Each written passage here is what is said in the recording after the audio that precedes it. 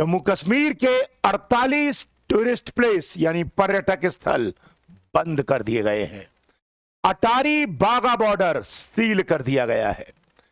जितने भी पाकिस्तानी जो भारत में थे उनको वापस पाकिस्तान भेज दिया गया है और जो भी भारतीय लोग पाकिस्तान में थे उन्हें इंडिया वापस बुला लिया गया है।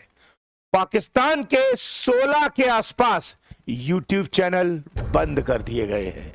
ये जो पिछले कुछ दिनों के भीतर जो घटनाक्रम घटित हुए हैं वो पाकिस्तान के कान खड़े करने के लिए पर्याप्त हैं। पर्यटकों पर जो हमला हुआ वो इतना जघन्य कार्य पाकिस्तान के आतंकवादियों ने किया, उसमें केवल इंडिया के लोग नहीं रोए, इंडिया का जो अभिन्न हिस्सा है कश्मीर, वहां कश्मीर के लोग भी रोए हैं। कश्मीर के उन लोगों की आंखों में भी आंसू देखे गए थे जो कश्मीर के खुद के बासिंदे थे। क्यों? क्योंकि हमेशा यह होता आया था कि कश्मीर के लोग अन्य भारतीयों के लिए नहीं रोते थे, लेकिन पहली बार वहां के कश्मीरी लोगों में भी आंसू देखे गए क्योंकि अन्य भारतीय उनके अपने भाई बहन थे। जब से धारा 370 को मैनेज किया गया तब से कश्मीर के लोगों में एक अपनापन जागा था। और जब 14 फरवरी को जब पुलवामा पर हमला हुआ था उसके बाद 26 फरवरी को सर्जिकल स्ट्राइक हुई थी, शायद आपको याद होगा, और इन दोनों तारीखों के बीच में 12 दिन का अंतर था। अब अगर हम पहलगाम की बात करें तो पहलगाम में जो घटना हुई है और वहां से लेकर अब तक देखा जाए तो 9-10 दिन गुजर चुके हैं और अब वही 12 दिन आने में सिर्फ कुछ समय बाकी है। तो भारत के लोग ये आशंका व्यक्त कर रहे हैं कि कहीं ऐसा तो नहीं होगा कि वही पुलवामा के बाद जो सर्जिकल स्ट्राइक हुई थी वही पहलगाम के बाद वही बहुत बड़ा एक्शन लिया जाए, क्योंकि हाल ही में यानी कि कल सुरक्षा के मुद्दे को लेकर उच्च स्तरीय मीटिंग हुई और आर्थिक मामलों पर चर्चा की गई है। यह इस बात का संकेत है कि भारत एक बहुत बड़े अभियान की तैयारी में है। मैं यहां पर कुछ डायरेक्ट तो इसलिए नहीं कहूंगा क्योंकि चूंकि मामला सुरक्षा का है, लेकिन यहां एक क्लियर कर दूं कि कल की मीटिंग में इस बात पर चर्चा हुई है कि यदि मान लो कुछ ऐसी परिस्थिति बनती है तो भारत इन चीजों से कैसे निपटेगा, चाहे वो आर्थिक मामले हों चाहे वो सुरक्षा के मामले हों। क्योंकि पाकिस्तान भारत को धमकी देता है परमाणु हमले की, लेकिन भारत की सुरक्षा एजेंसियां पूर्णतः तैयारी में हैं चाहे हमला कैसा भी हो।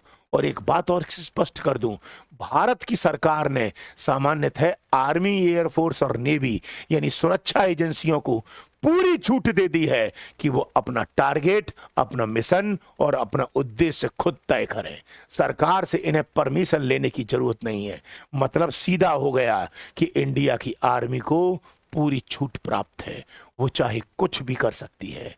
इसलिए पाकिस्तान को ये बात समझ जाना चाहिए कि तुम्हारे यहां जितने भी आतंकी संगठन हैं, चाहे वो जैम हो, जैसे मोहम्मद, चाहे वो तुम्हारे यहां हुजी हो, हजरत उल जिहाद अल इस्लामी, चाहे वो तुम्हारे यहां एलटी हो, लश्कर तैयबा या अन्य कोई भी संगठन हो, आप इनके विनाश के लिए तैयार हो जाएं। क्यों?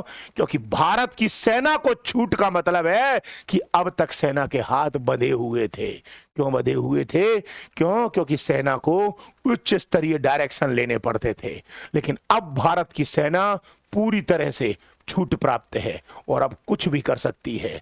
और भारत की सेना के बारे में कहा जाता है कि अगर एक बार आर्मी के हाथ खोल दिए गए तो वो हाल करेगी कि पता नहीं चलेगा कि पाकिस्तान का क्या हुआ। उसके सामने जो आएगा वो बेमौत मारा जाएगा, बेमौत मारा जाएगा। इसलिए अब पाकिस्तान को अलर्ट पर आ जाना चाहिए और पाकिस्तान इस बात को समझ भी रहा है। इसलिए पाकिस्तान ने इस बात के लिए अपनी जनता के लिए निर्देश भी दिए हैं कि ऐसी स्थिति में कि अगर भारत कदम उठाता है तो वो निपटेगा कैसे। इसलिए मैं आप सबसे कहूंगा कि ज्यादा पैनिक होने की जरूरत नहीं है जो पाकिस्तानी देख रहे हैं। बस पाकिस्तानी एक बात सोच लो और समझ लो अच्छी तरह और माइंड में बैठा लो कि तुम्हारे यहां से आतंकवाद का सर्वनाश होना आवश्यक है और सामान्यतः यह होने जा रहा है। जल्द मिलते हैं, तब तक के लिए भारत की ओर से और हर भारतीय की ओर से जय हिंद। और पाकिस्तान का क्या होगा मैं खुद नहीं जानता। क्यों? क्योंकि आर्मी तुम्हारा क्या हाल करेगी ये आर्मी को भी नहीं पता, और बताएगी नहीं। जब तुम्हारा हाल हो जाएगा तब पूरा विश्व देखेगा।